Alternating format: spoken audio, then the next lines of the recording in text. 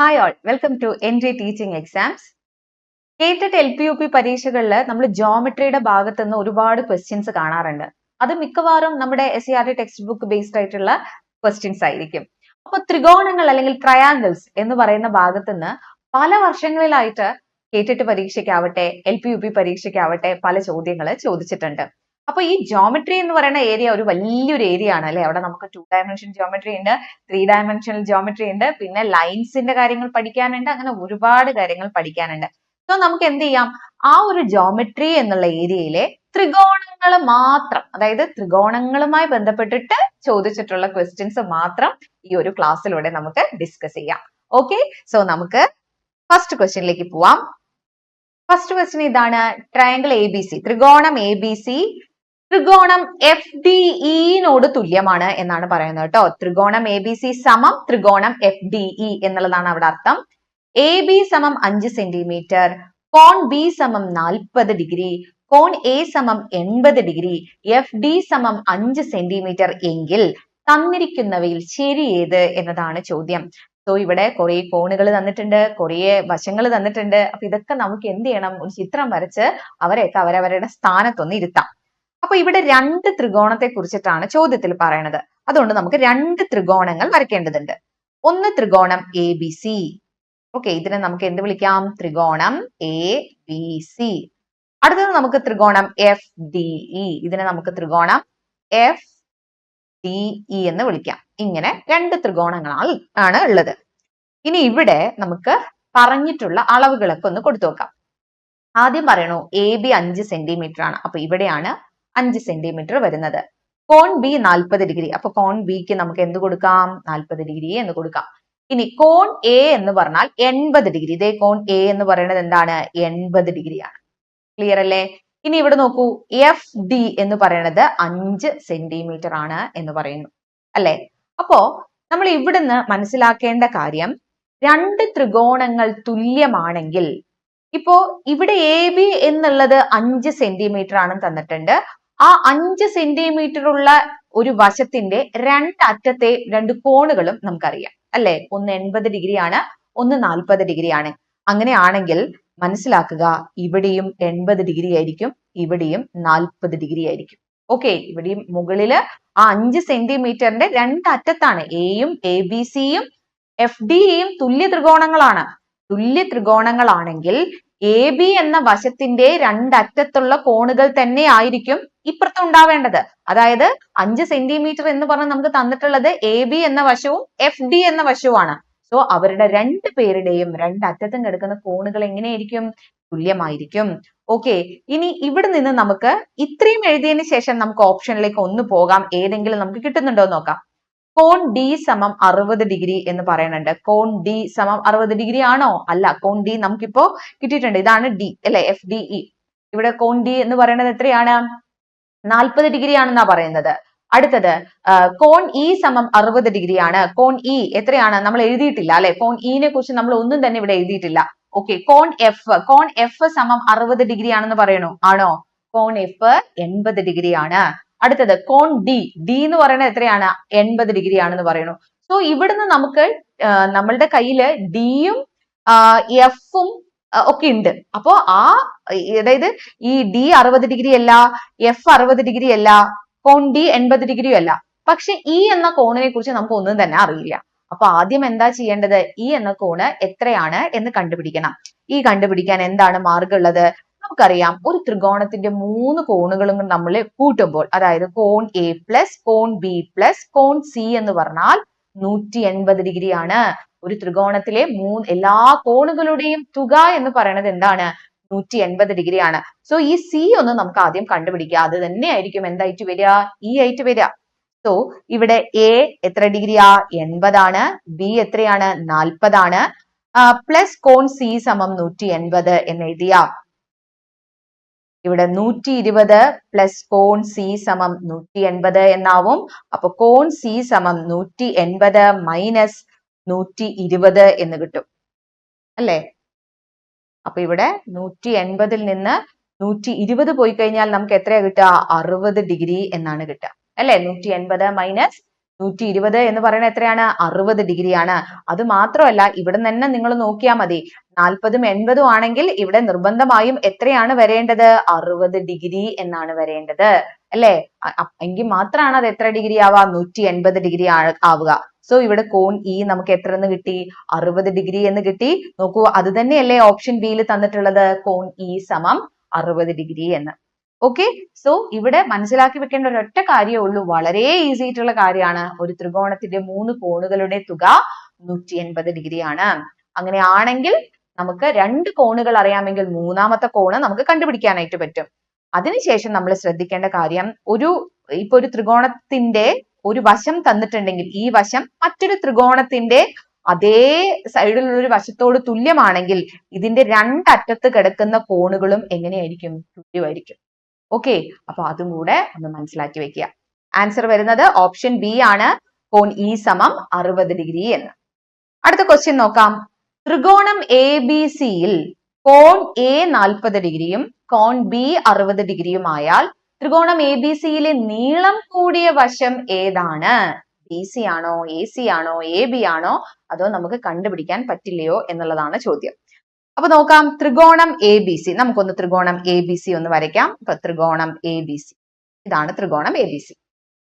ഇതിനകത്ത് കോൺ എ, അപ്പൊ നമുക്ക് ഇതിനൊരു പേര് കൊടുക്കാം. ഇവിടെ എ, ഇവിടെ ബി, ഇവിടെ സി. ഓക്കെ, ഇനി കോൺ എ 40 ഡിഗ്രി, ഇത് 40 ഡിഗ്രി ആണെന്ന് പറയുന്നു. കോൺ ബി 60 ഡിഗ്രി, ഇത് 60 ഡിഗ്രി ആണെന്ന് പറയുന്നുണ്ട്. അങ്ങനെയാണെങ്കിൽ മൂന്നാമത്തെ കോൺ, അതായത് ആ കോൺ സി നിങ്ങൾക്ക് പറഞ്ഞൂടെ? നോക്കൂ, 60 + 40 100 100 പ്ലസ് എന്ത് ചെയ്താലാ 180 വരിക? 100 + 80 ചെയ്താലാണ് 180 കിട്ടുക. അപ്പൊ ഇവിടെ 80 ഡിഗ്രി ആയിരിക്കില്ലേ? അതല്ലെങ്കിൽ നിങ്ങൾ എന്ത് ചെയ്താൽ മതി എന്നറിയോ? 180 മൈനസ് തന്നിട്ടുള്ള 60 + 40 എന്ന് ചെയ്താൽ മതി.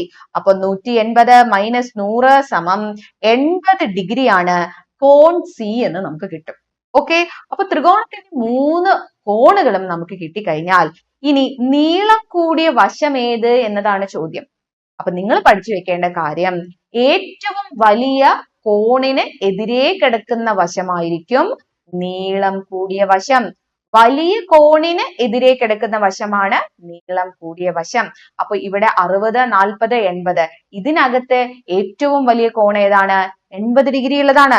അപ്പോ 80 ഡിഗ്രിക്ക് ഓപ്പോസിറ്റ് കിടക്കുന്ന, എതിരെ കിടക്കുന്ന വശം ഏതോ അതായിരിക്കും നീളം കൂടിയ വശം. അപ്പോ അതൊന്ന് ഓർത്തു വെക്കുക, വലിയ കോണിന് എതിരെ കിടക്കുന്ന വശം, വലിയ കോണിന് എതിരെയുള്ള വശം. ഓക്കെ, അതായിരിക്കും ഏറ്റവും വലിയ വശം എന്ന് പറയുന്നത്. അതേതാണ്? എ ബി ആണ് അല്ലെ? അപ്പൊ എ ബി ആണ് നമ്മുടെ ആൻസർ, ഓപ്ഷൻ സി ആണ് ശരി ഉത്തരം. അപ്പൊ ചെറിയത് ഏതായിരിക്കും? ചെറിയ കോണിനെതിരെ കിടക്കുന്ന വശമായിരിക്കും ഏറ്റവും ചെറിയ വശമായിട്ട് വരുന്നത്. ഒരു ത്രികോണം കിട്ടിക്കഴിഞ്ഞാൽ 2 കോണ് തന്നിട്ടുണ്ടെങ്കിൽ 180ൽ നിന്ന് തന്നിരിക്കുന്ന 2 കോണുകളുടെ തുക കുറച്ചാൽ നമുക്ക് എന്ത് കിട്ടും? മൂന്നാമത്തെ വശം കിട്ടും. 3 വശവും കിട്ടിക്കഴിഞ്ഞാൽ നിങ്ങളോട് വലിയ വശം ചോദിക്കുകയാണെങ്കിൽ വലിയ കോണിനെതിരെയുള്ള വശം എഴുതുക. ചെറിയ വശമാണ് ചോദിക്കുന്നതെങ്കിൽ ചെറിയ കോണിനെതിരെയുള്ള വശം എഴുതുക. സെറ്റല്ലേ? അടുത്ത ക്വസ്റ്റ്യൻ ഇതാണ്. ത്രികോണം എ ബി സിയിൽ A B is to B C 1:2, B C is to A C 3:5 എങ്കിൽ A C is to A B എത്രയാണ് എന്നുള്ളതാണ്. ഇവിടെ ത്രികോണം എ ബി സി എന്ന് പറയുന്നു എന്നേ ഉള്ളൂ. സത്യത്തിൽ ഇവിടെ എന്താണ്? റേഷ്യോ ആണ് നമുക്ക് തന്നിട്ടുള്ളത് അല്ലെ? അപ്പൊ നമുക്ക് ഈ തന്നിരിക്കുന്ന റേഷ്യോ ഒക്കെ ഒന്ന് എഴുതി നോക്കാം. A B is to B C is to A C, 3 ആൾക്കാരെ കുറിച്ച് എവിടെ പറയുന്നത്? 3 വശങ്ങളല്ലേ ത്രികോണം എ ബി സിക്ക് ഉണ്ടാവുക. ഒന്ന് എ ബി, പിന്നെ ഒന്ന് ബി സി, മറ്റത് എ സി. അപ്പോ ഇനി A B is to B C എത്രയാന്നാ പറയുന്നത്? A B is to B C 1:2 ആണ്. അപ്പൊ നമുക്ക് അതിന് താഴെ 1:2 എന്ന് എഴുതാം. A B is to B സിക്ക് താഴെ 1:2 എന്ന് എഴുതാം. ഇനി B C is to A C അത് എത്രയാ? 3:5. 3:5. B C is to A C എന്ന് പറഞ്ഞാൽ എത്രയാണ്? 3:5 ആണ്. ഓക്കെ അല്ലേ? അങ്ങനെയാണെങ്കിൽ A C is to A B ആണ് കണ്ടുപിടിക്കേണ്ടത്. അപ്പൊ ഇവിടെ ഇത്രയും കിട്ടിക്കഴിഞ്ഞാൽ നമ്മൾ ആദ്യം A B is to B C is to A C എത്രയാണെന്ന് കണ്ടുപിടിച്ചാൽ ഏത് ചോദ്യം വന്നോട്ടെ നമുക്ക് ആൻസർ കണ്ടെത്താനായിട്ട് കഴിയും. അതിനുവേണ്ടി നിങ്ങൾ ചെയ്യേണ്ടത്, ഇവിടെ എ സിയുടെ ആദ്യത്തെ പോർഷൻ ഒഴിഞ്ഞു കിടക്കാണ്. അപ്പൊ അവിടെ അതിന് തൊട്ട് മുൻപിലുള്ള ഈ 2 ഇട്ട് കൊടുക്കണം. ഓക്കെ, അതുപോലെ എ ബിയുടെ ഫസ്റ്റ് ഒരു ഗ്യാപ്പ് കിടക്കുന്നുണ്ട് അല്ലെ, അവിടെ അതിന് തൊട്ടടുത്ത സംഖ്യയായ 3നെ നമ്മൾ അവിടെ ഇട്ട് കൊടുക്കണം. മനസ്സിലായോ? അവിടെ ഒഴിഞ്ഞു കിടക്കുന്ന എ സിയുടെ ആ ഒഴിഞ്ഞു കിടക്കുന്ന ഭാഗത്ത് അതിന്റെ തൊട്ട് മുൻപേ കാണുന്ന 2നെ ഇട്ട് കൊടുത്തു. അതുപോലെ എ ബിയുടെ താഴെ ഒരു സ്പേസ് ഉണ്ട് അല്ലെ, അവിടെ അതിന് തൊട്ടടുത്ത് കിടക്കുന്ന ബി സി എത്രയാണോ അത് എടുത്തിട്ട് കൊടുത്തു. ഇനി ഇവരെയൊക്കെ തമ്മിൽ എന്ത് ചെയ്താൽ മതി? മൾട്ടിപ്ലൈ ചെയ്താൽ മതി. 1 × 3 3 ഈസ്റ്റു 2 × 3 6 ഈസ്റ്റു 2 × 5 10. ഇനി ഇതിനെ ഒന്നുകൂടെ ചെറുതാക്കാൻ കഴിയുമെങ്കിൽ ചെറുതാക്കാം. പക്ഷെ ഇവിടെ 3ഉം 6ഉം 10ഉം ആയതുകൊണ്ട് ഇനി ഒരേ സംഖ്യ കൊണ്ട് വെട്ടി ചെറുതാക്കാൻ നമുക്ക് സാധിക്കില്ല. അപ്പൊ A B is to B C is to A C ആണ് ഇപ്പൊ നമ്മുടെ കയ്യിലുള്ള 3:6:10.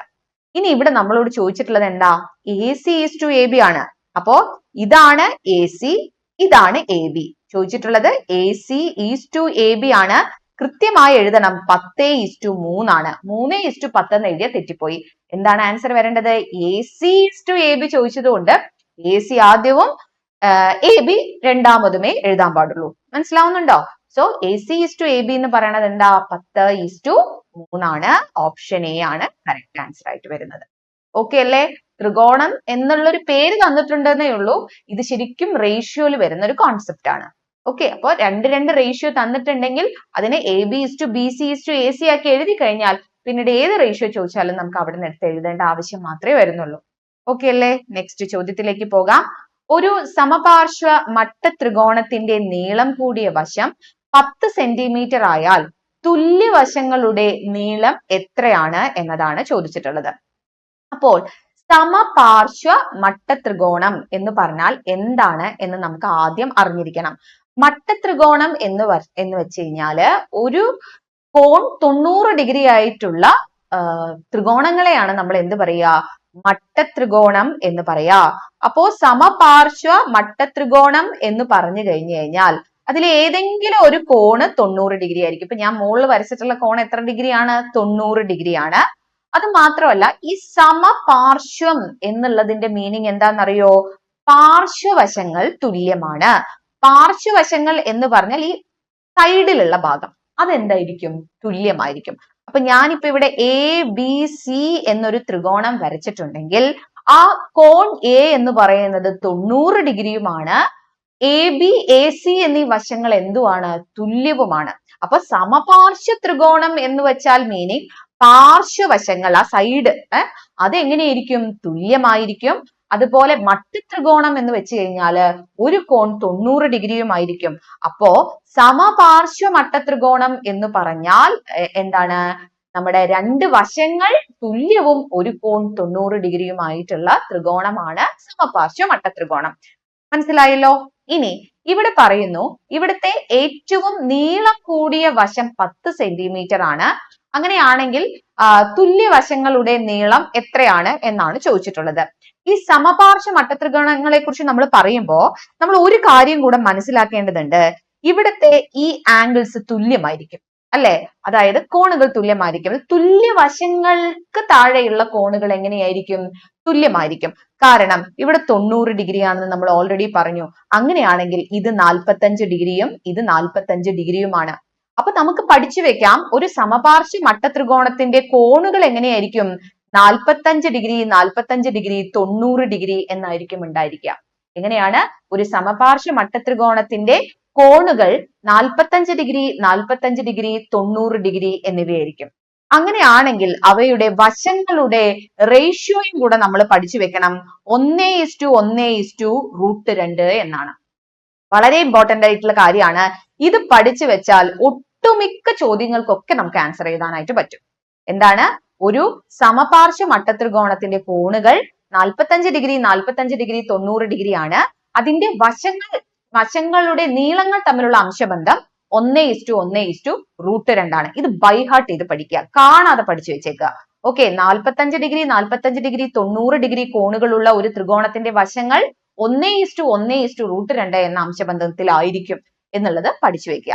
ഇനി നിങ്ങൾ നോക്കിക്കേ, ഞാൻ ഇതിനെ മാത്രം എഴുതാണ് 1:1:2 എന്നതാണ് വശങ്ങളുടെ നീളം പറയുന്നത് അല്ലെ. അപ്പോ √2 എന്തായാലും 1-നെക്കാട്ടും വലുതാണ് അല്ലെ.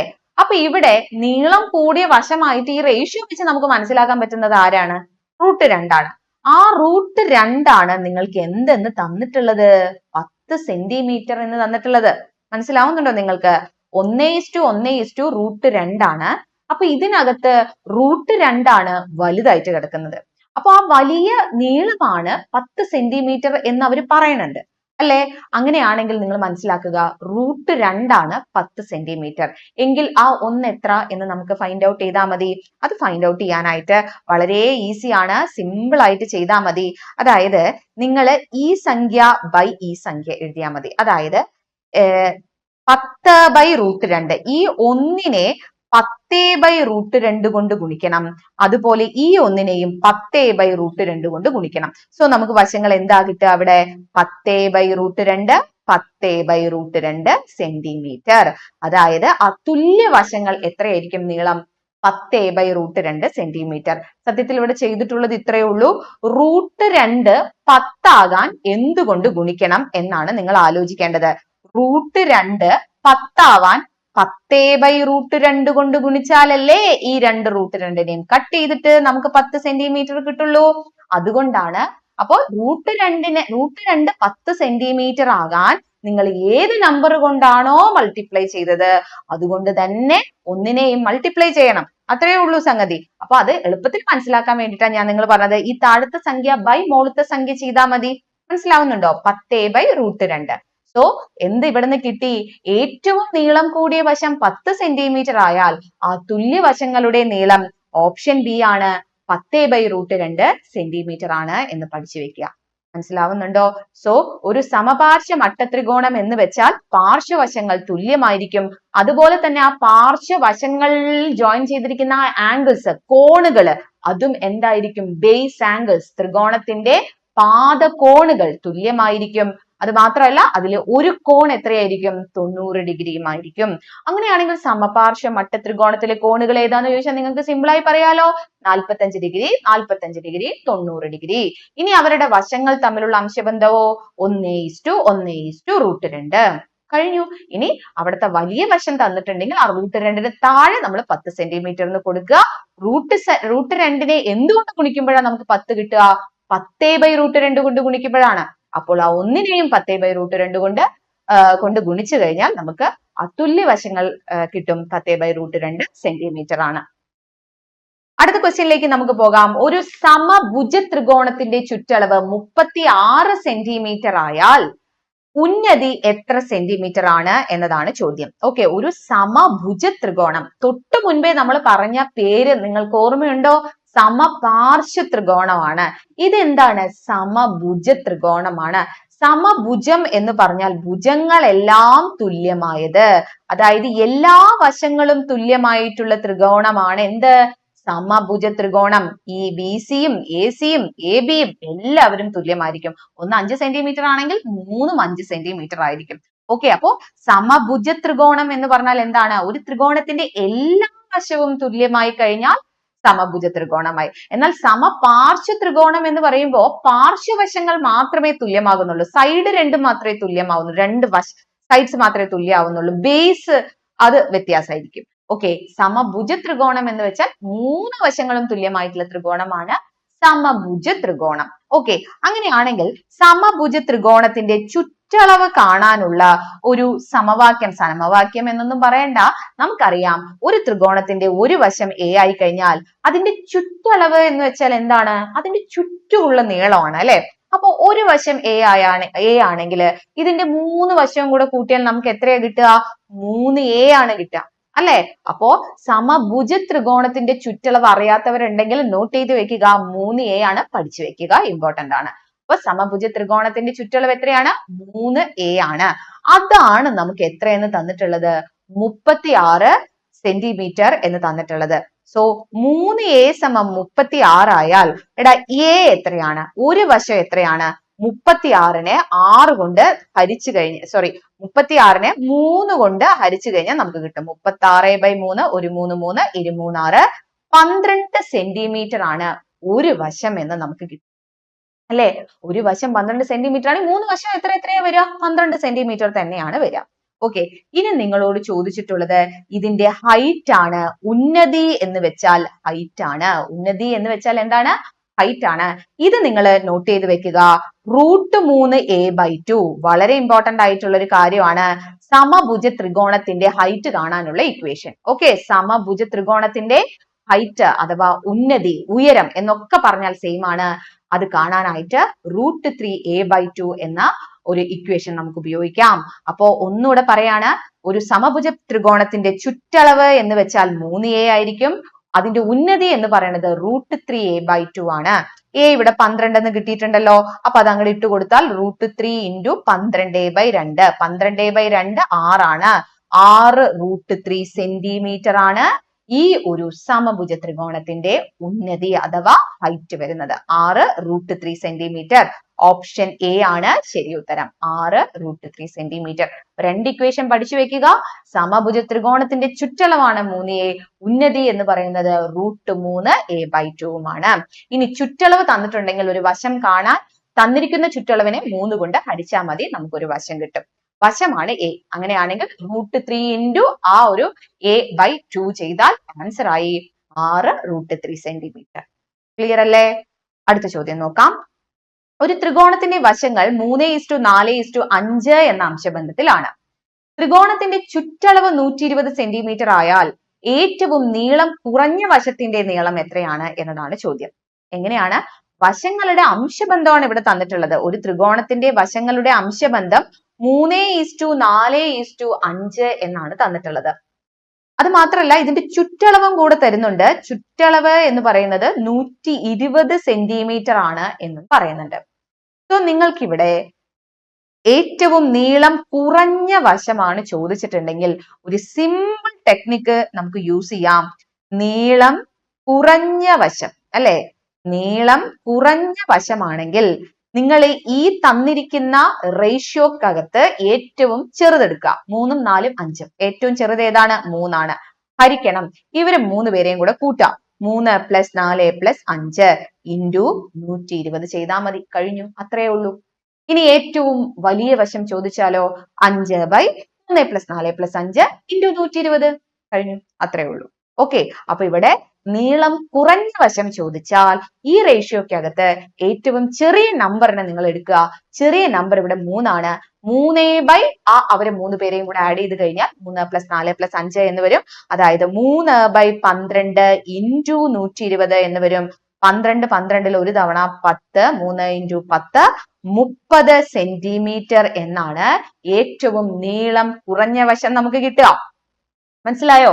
അങ്ങനെയാണെങ്കിൽ ഏറ്റവും നീളം കൂടിയ വശം ഏതായിരിക്കും? 5/12 × 120. അതായത് 5 × 10 50 ആയിരിക്കും ഏറ്റവും നീളം കൂടിയ വശം വരുന്നത്.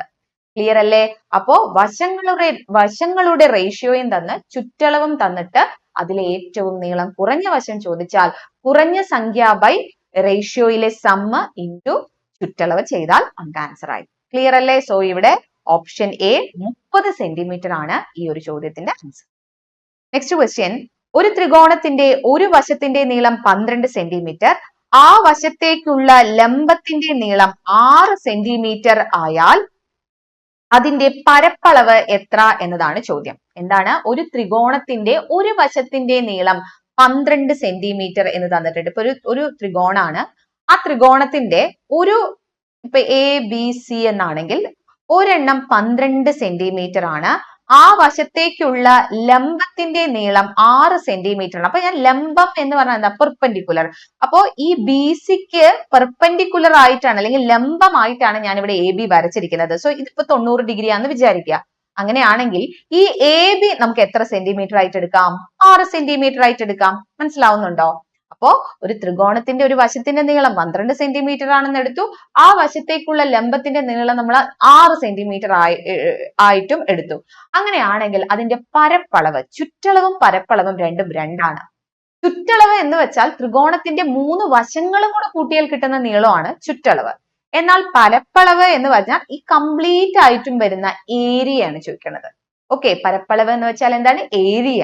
ഓക്കെ, അപ്പോ അതെങ്ങനെ കണ്ടുപിടിക്കാനായിട്ട് പറ്റും?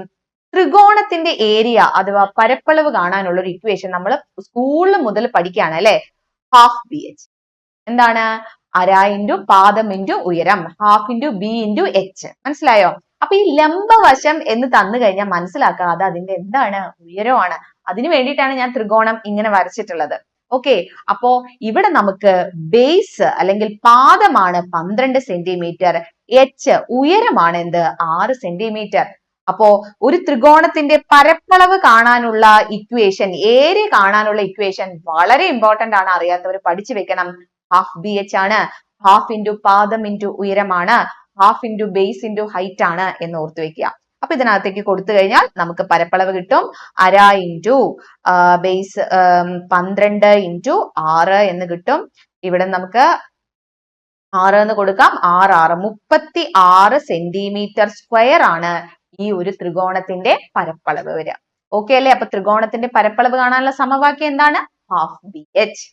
ക്ലിയർ അല്ലേ? അപ്പോ ആ വശത്തേക്കുള്ള ലംബത്തിന്റെ നീളം എന്ന് പറഞ്ഞാൽ മനസ്സിലാക്കിയിരിക്കുക അത് അതിന്റെ ഹൈറ്റ് ആണ് തന്നിട്ടുള്ളത്.